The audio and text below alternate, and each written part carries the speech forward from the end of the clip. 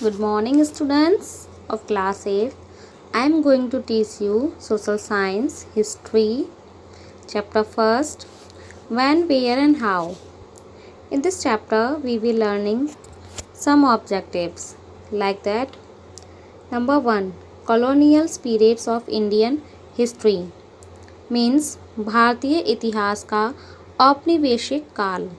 Number 2, periods in history इतिहास की अवधि.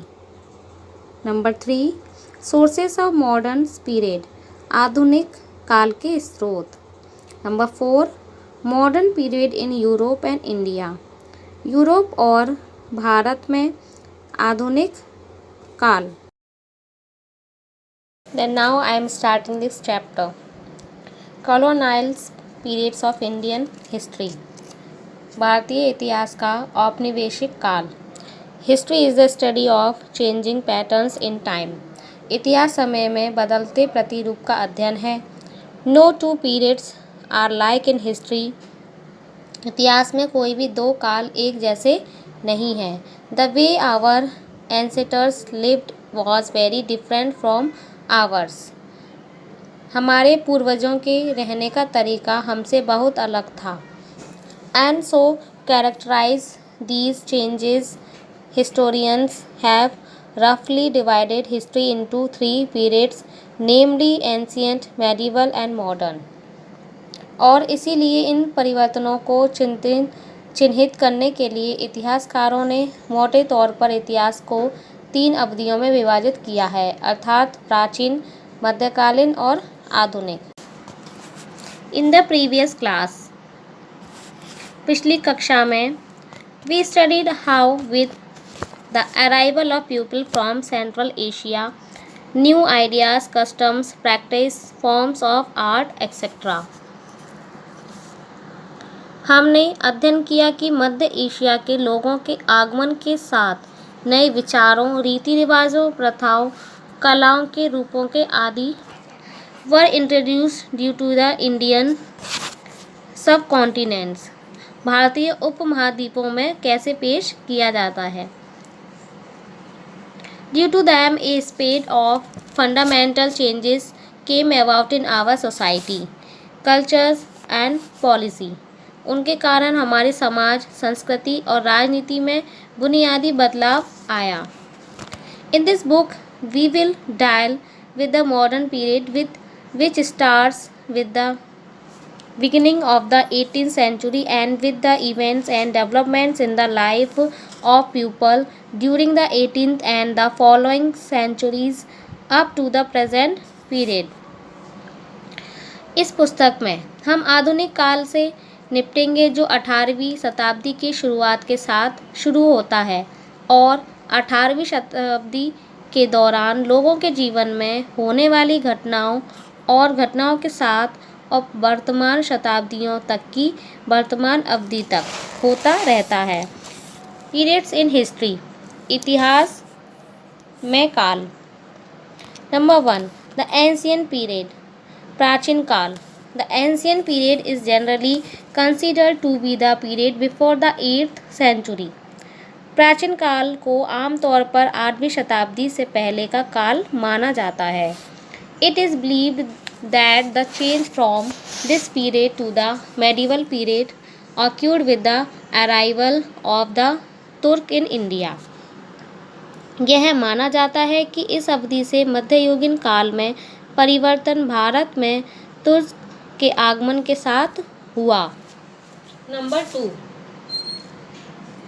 the medieval period means मध्यकालीन अवधि.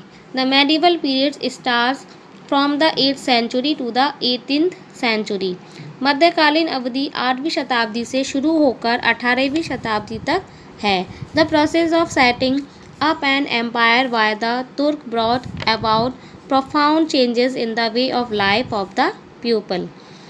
तुर्कों द्वारा एक साम्राज्य स्थापित करने की प्रक्रिया ने लोगों के जीवन में तरीके से गहरा बदलाव लाया. The change from the medieval to modern period occurred with the arrival of the British to the shores of India. मध्यकाल से आधुनिक काल तक का परिवर्तन अंग्रेजों के भारत के तट पर आने के साथ हुआ। Number 3, the modern period. The modern period means that period of history that you live in. आधुनिक काल का मतलब इतिहास के उस दौर से है जिसमें आप रहते हैं। But this word is used by Indian historians to describe those events and those style of administration, art, architectures, etc. that have developed during the late 18th, 19th and the 20th centuries. लेकिन उस शब्द का इस्तेमाल भारतीय इतिहासकारों ने उन घटनाओं और प्रशासन कला, वास्तुकला आदि की उन शैलियों का वर्णन करने के लिए किया है जो 18वीं और शताब्दी के अंत में विकसित हुई है, 19वीं और 20वीं शताब्दी में। Thus, the modern history of India covers mainly the following events and developments. इस प्रकार भारत का आधुनिक इतिहास मुख्य रूप से निम्नलिखित घटनाओं को कवर करता है। A. The establishment of the power of the East India Company. पूर्वी भारत कंपनी की शक्ति की स्थापना। B. The British administrative system. British प्रशासनिक व्यवस्था। C. Their economic and revenue policies causing the ruin of trade and Indian handicrafts as well as starting the process of industrialization. व्यापार और भारतीय हस्तशिल्प की बर्बादी के कारण उनकी आर्थिक और राजस्व नीतियां, साथ ही साथ औद्योगिकीकरण की प्रक्रिया शुरू करना। Sources of modern period. आधुनिक काल के स्रोत। The abundant sources of information on this period can be divided into two categories, primary and secondary. इस अवधि की जानकारी के प्रचुर स्रोतों को दो श्रेणियों में विभाजित किया जा सकता है, प्राथमिक और माध्यमिक। नंबर 1, प्राइमरी सोर्सेस मीन्स प्राथमिक स्रोत। These include original documents and literary evidences, archaeological remains, audio casters, films, video tapes of incidents and interviews of important personalities, etc., and form the primary sources of modern history. State and national archives preserve these sources. इनमें मूल दस्तावेज और साहित्यिक साक्ष्य, पुरातात्विक अवशेष, audio cassette, फिल्में, घटनाओं के वीडियो टेप और महत्वपूर्ण व्यक्तित्वों के साक्षात्कार आदि शामिल हैं और आधुनिक इतिहास के प्राथमिक स्रोत बनाते हैं। राज्य और राष्ट्रीय अभिलेखागार इन स्रोतों को संरक्षित करते हैं। नंबर 2, सेकेंडरी सोर्सेस मीन्स माध्यमिक स्रोत। The work of great historians and scholars, articles, reviews, books and newspapers are considered secondary sources which help us to reconstruct the history. महान इतिहासकारों और विद्वानों, लेखों, समीक्षाओं, पुस्तकों और समाचार पत्रों के कार्यों को माध्यमिक स्रोत माना जाता है जो हमें इतिहास के पुनर्निर्माण में मदद करते हैं। Such books and written records are available in the libraries. ऐसी पुस्तकें और लिखित अभिलेख पुस्तकालयों में उपलब्ध हैं। Many of these books of records are reprinted to make them easily available to all. The sources materials are available in the following categories. इनमें से कई किताबें और अभिलेख सभी को आसानी से उपलब्ध कराने के लिए पुनर्मुद्रित किए गए हैं। स्रोत सामग्री निम्नलिखित श्रेणियों में उपलब्ध है।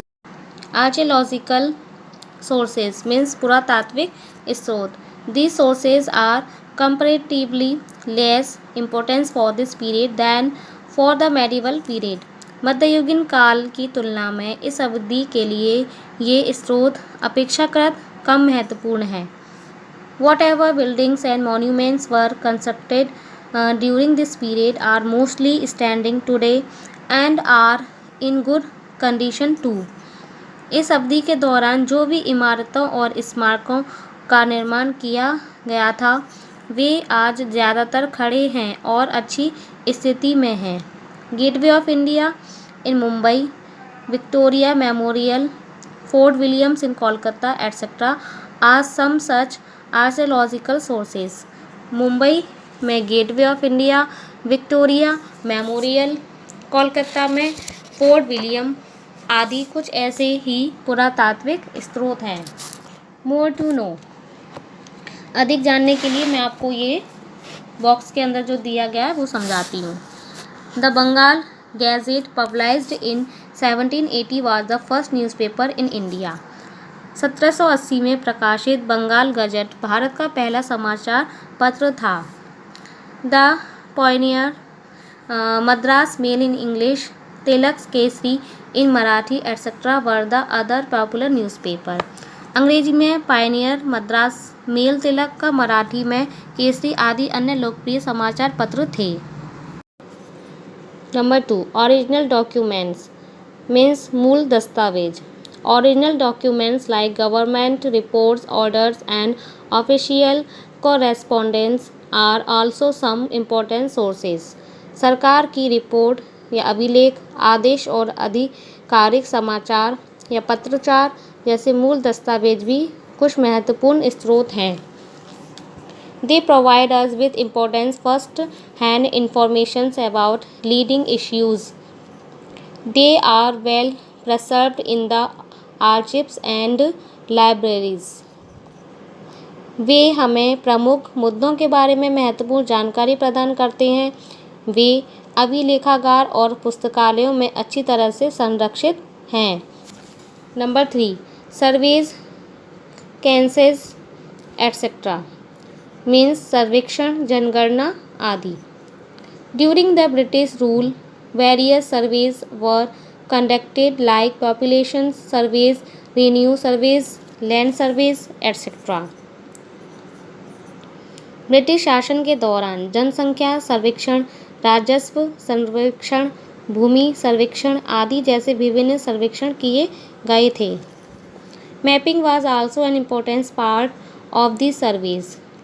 Many topographic maps were made by British during this period.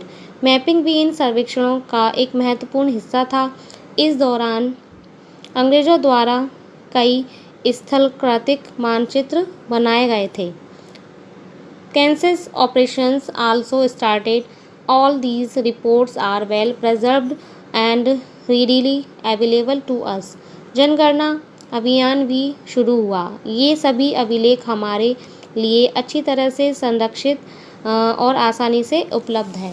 Number 4, newspaper, pamphlets etcetera समाचार पत्र, पर्चे आदि। Newspapers provide important informations belonging to particular period.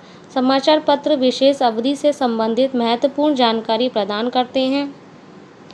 Pamphlets are important as they reflect the popular feelings and letters are significant as they help us understand the situations prevailing at the moments. पर्चे महत्वपूर्ण हैं क्योंकि वे लोकप्रिय भावनाओं को दर्शाते हैं और पत्र महत्वपूर्ण हैं क्योंकि वे हमें उस समय से प्रचलित स्थिति को समझने में मदद करते हैं। Number 5, films, documentary and features films also help in the study of this period. वृत्तचित्र और पिक्चर फिल्में भी इस अवधि के अध्ययन में मदद करती हैं। The impressions left on the mind after watching such films is rather permanent as we see events with our own eyes. ऐसी फिल्में को या फिर ऐसी फिल्मों को देखने के बाद दिमाग पर जो छाप छोड़ी जाती है वह स्थायी होती है। इस घटनाओं को अपनी आंखों से हम देखते हैं। Sir Richard Attenborough's films Gandhi includes an actual news reels of Gandhiji's visit to Manchester. Richard Attenborough की फिल्म गांधी में मैनचेस्टर की गांधी जी की यात्रा की एक वास्तविक खबर शामिल है। अनदर फिल्म अच्युत कन्या The love story of an untouchable girl and Brahmin boy was a commercial success. इस तरह एक और फिल्म अछूत कन्या एक अछूत लड़की और एक ब्राह्मण लड़के की प्रेम कहानी एक वैवाहिक सफलता थी। Many such films are stored with the Films Divisions, a unit under the Ministry of Information and Broadcasting, Government of India. इस तरह की फिल्मों को भारत सरकार के सूचना और प्रसारण मंत्रालय के अधीन एक इकाई फिल्म डिवीजन्स के साथ संग्रहित किया जाता है। नंबर 6, इंडिजीनियस रिकॉर्ड्स मीन्स स्वदेशी अभिलेख। Indigenous records include the diaries and accounts of pilgrims and travelers, newspapers, books, novels, and leaflets which portray the true feelings of an individual. स्वदेशी अभिलेखों में तीर्थयात्रियों और यात्रियों, समाचार पत्रों, पुस्तकों, उपन्यासों और पुस्तिकाओं और की डायरी और खाते में शामिल है, जो कि व्यक्ति की सच्ची भावनाओं को चित्रित करते हैं। These records could be in English or in regional languages. ये अभिलेख अंग्रेजी या क्षेत्रीय भाषाओं में हो सकते हैं। दादा भाई नौरोजी's poverty and un-British rule in India highlighted the exploitative natures of British rule and made people aware of the real intentions of British. अब भारत में दादा भाई नौरोजी के गरीबी और उन ब्रिटिश नियम के ने ब्रिटिश शासन के शोषणकारी स्वरूप को उजागर किया और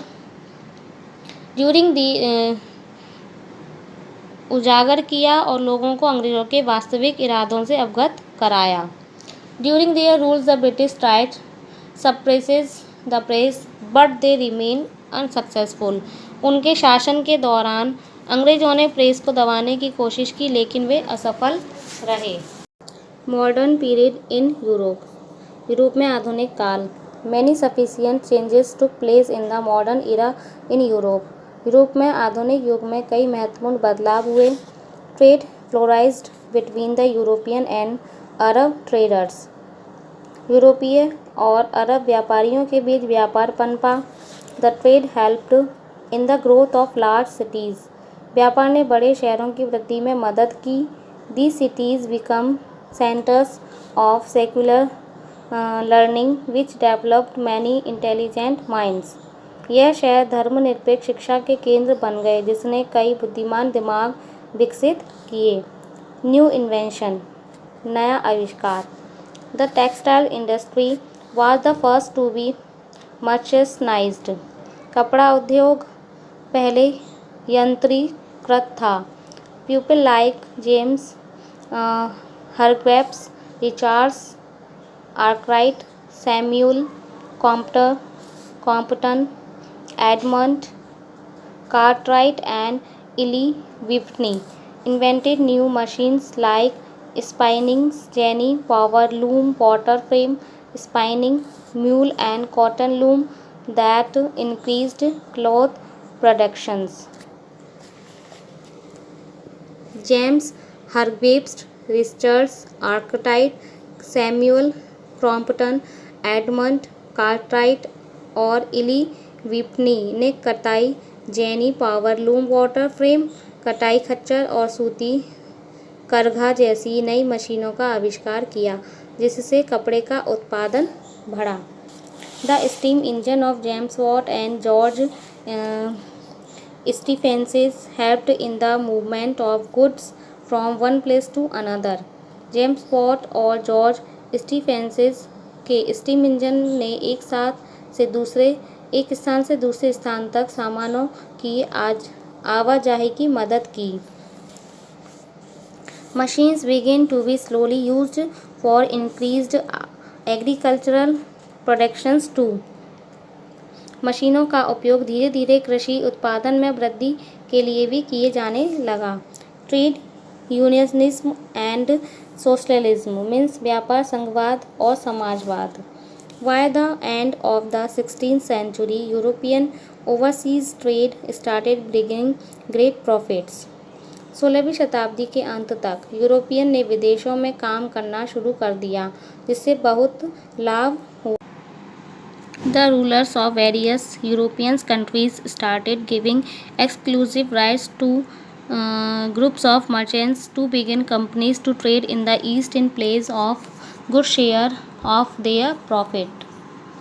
विभिन्न यूरोपीय देशों के शासकों ने व्यापारियों के समूह को पूर्व में व्यापार करने के लिए एक अच्छा शेयर के स्थान पर पूर्व व्यापार करने के लिए विशेष अधिकार देना शुरू कर दिया ताकि उनके लाभ का हिस्सा उनके हिस्से में आ सके। In this way the English east India company was set up 1600. The Dutch East India Company was set up in 1662 and the French East India Company was set up in 1664. इस तरह 1600 में अंग्रेजी ईस्ट इंडिया कंपनी की स्थापना हुई, 1662 में Dutch east India company की स्थापना हुई और 1664 में फ्रेंच ईस्ट इंडिया कंपनी की स्थापना हुई। कॉलोनाइजेशंस means उपनिवेशीकरण। Several European countries managed to establish their political control over large areas around their trade settlements in different countries all over the world. कई यूरोपीय देशों ने अपने व्यापार बस्तियों के आसपास के बड़े क्षेत्रों पर पूरे विश्व में विभिन्न देशों में अपना राजनीतिक नियंत्रण स्थापित करने में कामकाजी हासिल की। These areas came to be known as colonies and the process of acquiring colonies was known as colonization. इन क्षेत्रों को उपनिवेश के रूप में जाना जाने लगा और जल ग्रहण कॉलोनियों की प्रक्रिया उपनिवेश के रूप में जाने लगी। Britain, Portugal, Spain, France, Italy, etc. established their colonies in Asia, Africa and Latin America. Britain, Portugal, Spain, France, Italy आदि ने एशिया, अफ्रीका और लैटिन अमेरिका में अपने उपनिवेश स्थापित किए। Japan was the only Asian country to become an imperial power. Others were all European countries. Japan शाही शक्ति बनने वाला एकमात्र एशियाई देश था, अन्य सभी यूरोपीय देश थे। इंडस्ट्रियल रेवोल्यूशन मीन्स औद्योगिक क्रांति। The discovery of sea routes led to tremendous increase in trade and created great demand for goods. व्यापार में समुद्री जबरदस्त वृद्धि की खोज और माल की बड़ी मांग हुई। Since the system of producing goods at home could not fulfill the growing demands of the market, a new system of productions replaced it. This was the factory system in which the productions was done with the help of machine. चूँकि घर पर वस्तुओं के उत्पादन की प्रणाली बाजार की बढ़ती मांगों को पूरा नहीं कर सकती थी, इसलिए उत्पादन की एक नई प्रणाली ने इसे बदल दिया। यह कारखाना प्रणाली थी जिसमें मशीनों की मदद से उत्पादन किया गया था। This is known as industrial revolution. इसे औद्योगिक क्रांति के रूप में जाना जाता था। Machine were invented to satisfy the growing demands of new market. नए बाज़ारों की बढ़ती मांगों को पूरा करने के लिए मशीनों का आविष्कार किया गया था। It also increased output and reduced prices. It was the first started in England because the conditions there were favorable for this development. इसने आउटपुट को भी बढ़ाया और कीमतों में कमी की। यह पहली बार इंग्लैंड में शुरू किया गया क्योंकि वहाँ की परिस्थितियाँ इस विकास के लिए अनुकूल थीं।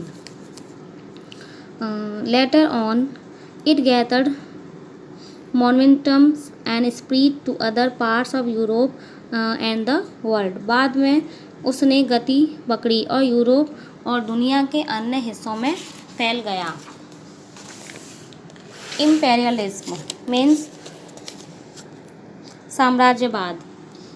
And industries grew the industrialisations nations of group were faced with two crucial concern.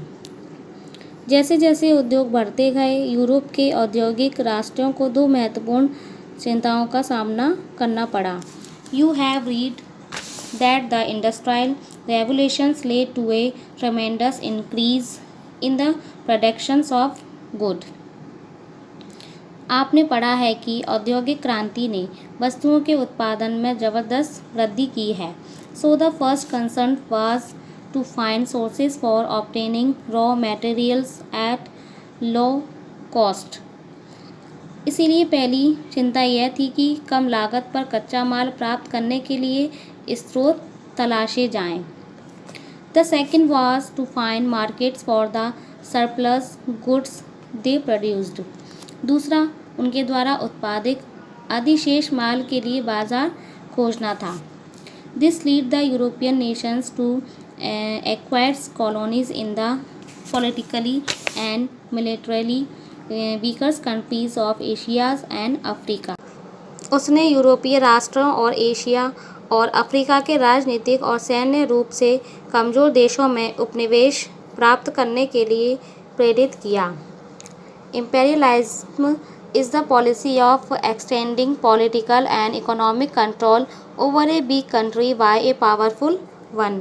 साम्राज्यवाद एक शक्तिशाली देश द्वारा कमज़ोर देश पर राजनीतिक और आर्थिक नियंत्रण बढ़ाने की नीति है. More to know. Textile industries was the first to be influenced by the industrial revolutions. Gradually, other industries also come under its spell. कपड़ा उद्योग सबसे पहले औद्योगिक क्रांति से प्रभावित था. धीरे धीरे अन्य उद्योग भी इसकी चपेट में आ गए. कैपिटलिज्म मीन्स पूंजीवाद. Before the industrial revolutions took place in the European countries, the land was under various feudal lords who were powerful. यूरोपीय देशों में औद्योगिक क्रांति होने से पहले भूमि विभिन्न सामंती प्रभुओं के अधीन थी जो शक्तिशाली थी. They collected taxes and imposed fines on farmers and lived a life of luxury. उन्होंने कर एकत्रित किए और किसानों पर जुर्माना लगाया और विलासिता का जीवन व्यतीत किया. After the arrival of the factory system, a new class of people arose who were the owners of the factories. कारखाना प्रणाली के आने के बाद लोगों का एक नया वर्ग पैदा हुआ जो कारखानों के मालिक थे. These people control the productions and sale of their goods, or in other words, they control capital. इन लोगों ने अपने माल के उत्पादन को बिक्री को नियंत्रित किया. दूसरे शब्दों में उन्होंने पूंजी को नियंत्रित किया. Thus they come to be known as capitalists. इस प्रकार उन्हें पूंजीवादी रूप में भी जाने लगा. They paid very less salaries to their workers and उन्होंने अपने कर्मचारियों को बहुत कम वेतन दिया और exploited them in numerous ways, और उनका कई तरह से शोषण किया. This way, there were two distinct groups of people: the capitalists, or the ones who had money and all comforts, and the other workers, or they have nots who worked hard yet did not earn much. इस तरह दो अलग अलग समूह थे. लोग पूंजीवती जनसंपर्क करते थे जिनके पास पैसा था, और सभी आराम श्रमिकों के बीच या जिनके पास अभी तक मेहनत नहीं थी, उन्होंने ज़्यादा कमाई नहीं की. Modern period in India. Bharat में आधुनिक काल. Following the industrial revolutions, England's industrial productions increased at an unprecedented scale within a very short span of time. औद्योगिक क्रांति के बाद बहुत कम समय के भीतर इंग्लैंड के औद्योगिक उत्पादन में अभूतपूर्व वृद्धि हुई. The need to control territories that would serve as markets for their products and also supply resources to support their domestic industries resulted in the colonizations of many non-European countries by England and other European powers. उन क्षेत्रों को नियंत्रित करने की आवश्यकता है जो अपने उत्पादों के लिए बाजार के रूप में काम करेंगे और घरेलू उद्योगों का समर्थन करने के लिए संसाधनों की पूर्ति करेंगे, जिसके परिणामस्वरूप इंग्लैंड और अन्य यूरोपीय शक्तियों द्वारा कई गैर यूरोपीय देशों का उपनिवेशीकरण हुआ। That was how India became a colony of England. इस तरह भारत इंग्लैंड का उपनिवेश बन गया। Let us know how this happened. In 1600, a group of English traders founded the English East India Company (EEIC) in London by a royal charter granted by Queen Elizabeth I of England. आइए जानते हैं कि यह कैसे हुआ। 1600 में अंग्रेजी व्यापारियों के एक समूह ने इंग्लैंड की रानी एलिजाबेथ फर्स्ट द्वारा दी गई रॉयल चार्टर द्वारा लंदन में इंग्लिश ईस्ट इंडिया कंपनी की स्थापना की। You have read in class 7th how Thomas More, the envoy of King James I of England, got certain trading rights from the Mughal Emperor Jahangir for the merchants of the EEIC. आपने कक्षा 7 में पढ़ा है कि कैसे England के राजा James आई के दूत थॉमस वारो ने EEIC के व्यापारियों के लिए मुगल सम्राट जहांगीर से कुछ व्यापारिक अधिकार प्राप्त किए। About a century later, Farrukhsiyar, one of the successors of the Jahangir, granted important trading rights to English merchants through a royal फॉरमैन। लगभग एक सदी बाद फर्रुखसियर जहांगीर के उत्तराधिकारियों में से एक हैं। एक शाही फॉरमैन के माध्यम से अंग्रेजी व्यापारियों को महत्वपूर्ण व्यापारिक अधिकार प्रदान किए। After it victory in the battle of Plassey in 1757, EEIC started exercising political control over India. 1751 में प्लासी की लड़ाई में अपनी जीत के बाद EEIC ने भारत पर राजनीतिक नियंत्रण शुरू कर दिया। Soon most of the regions of the Indian subcontinent became part of the British colony. जल्द ही भारतीय उपमहाद्वीप के अधिकांश क्षेत्र ब्रिटिश उपनिवेश का हिस्सा बन गए। Eventually, the company which came to India as a trading organizations become the master of Indian subcontinents. अतः जो संगठन एक व्यापारिक संगठन के रूप में भारत आया वह भारतीय उपमहाद्वीप का मालिक बन गया।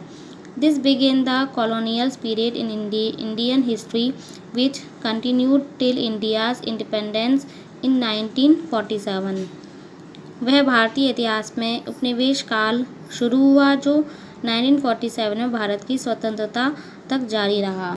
द रेनेसेंस मीन्स पुनर्जागरण। The medieval period in Europe is considered uncivilised, uncultural and barbaric. The word renaissance signifies rebirth. Europe में मध्ययुगीन काल को असभ्य, संस्कृत और बर्बर माना जाता है। पुनर्जागरण शब्द पुनर्जन्म को बताता है। It is related to the rebirth of art and culture. यह कला संस्कृति के पुनर्जन्म से संबंधित है। Renaissance begin in Italy and slowly spread to other parts of Europe. पुनर्जागरण इटली में शुरू हुआ था और धीरे धीरे यूरोप के अन्य हिस्सों में फैल गया। People started taking interest in great ancient Greek and Roman civilizations. लोगों ने महान प्राचीन ग्रीक और रोमन सभ्यताओं में घुसपैठ करना शुरू कर दिया। Their achievements in the fields of culture, history, philosophy, art and literature were studied carefully. संस्कृति, इतिहास, दर्शन, कला और साहित्य के क्षेत्र में उनकी उपलब्धि का ध्यानपूर्वक अध्ययन किया गया। It brought about a major transformations and changed the very face of Europe. इसने एक बड़ा परिवर्तन दिया और यूरोप का बहुत बड़ा चेहरा बदल दिया। Several factors contributed to the arrival of the Renaissance. कई कारकों ने पुनर्जागरण के आगमन में योगदान दिया। The crusades of the Holy Wars brought the Arabs and Europeans in closer contact. धर्म युद्ध या पवित्र युद्धों अरबों और यूरोपीय लोगों को निकट संपर्क में लाया। The Arabs were scientifically advanced because of their knowledge. अरब अपने ज्ञान के कारण वैज्ञानिक रूप में उत्पन्न थे। Through them this knowledge passed on to the Europeans. उनके माध्यम से यह ज्ञान यूरोपीय लोगों को दिया गया। The believers in Renaissance accepted that knowledge just did not exist only in religious scriptures, but one could advance knowledge by experimentation. पुनर्जागरण में विश्वासियों ने स्वीकार किया कि ज्ञान केवल धार्मिक शास्त्रों में ही मौजूद नहीं था, लेकिन कोई भी व्यक्ति प्रयोग द्वारा ज्ञान को आगे बढ़ा सकता है। They questioned the beliefs of the church about the world, society, universe and God. उन्होंने दुनिया, समाज, ब्रह्मांड और भगवान के बारे में चर्च की मान्यताओं पर सवाल उठाया। Thus advanced scientific instruments and machines were born. इस प्रकार उन्नत वैज्ञानिक उपकरणों और मशीनों का जन्म हुआ। Thank you. This chapter is complete.